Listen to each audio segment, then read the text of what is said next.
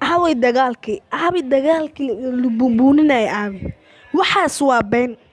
Kaliya dad raggan waxay u soo tashteen in ummadda Soomaaliyeed dadka Soomaalida ay ku dhacaan bis ee meeshaas ka raadsadaan risqigoodii. Waxay ku soo tashadeen inay risqi ka raadsadaan meeshaas ee kuma soo tashan raggan dagaal. Aabe dagaal hadda ma isdagaalaan aabay. Aabe dadka dagaalkii waa isdagaalaan dhahaya aabe. Kaliya waxay rabaan in ay ummadda Soomaaliyeed fiirsasho badan ka helaan, subscribe badan ka helaan, like badan ka helaan bis. haddii u badato 3 isbuuc aan isdagaala kadibna waa la kala aamusaa. Assalaamu calaykum waraxmatullaahi tacaala wabarakaatuhu.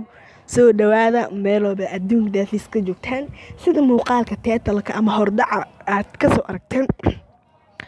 waxaan rabaa marka inaan ka hadlo ama ka jawaabo maalmihii dambe dagaalkii la kala aamusay.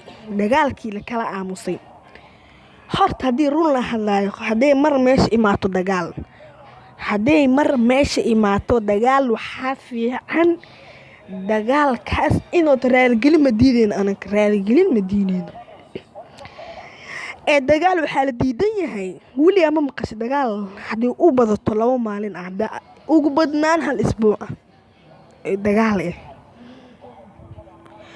kaliya waxay rabaan raggan soo tashteen inay ummadda Soomaaliyeed ay ku been habaasiyaan. kaliya waxay rabaan daawasho badan ay ka helaan, risqigooda meeshaas ka raadsadaan, views badan helaan, like badan helaan, subscribe badan helaan. intaas ay ka raadsanayaan views, like, subscribe inay raadsadaan iyo halaas bis la rabaa iyo daawasho badan. markii views la raadsadana ee risqigooda meeshaas ka helaan ay meesha ka baxaan. horta aniga warkayga uma jeedi Sharma Boy warkayga wuxuu ku taagan yahay maanta boy ma dhihin aniga beenaaltay ayuu oohoyaa oo hintiisa Sharma Boy laa ku xumaan ninkii wuxuu ahaay oo hintii Sharma Boy ku xumaay oo ka soo hadlay Daahir Cali Soomane iyo kooxda habaqlaysa group waxay yihiin iyo dadka u shaqeeyaan cagaha ka tumayo ahaay Daahir Cali Soomane iyo kooxda habaqlaysa group.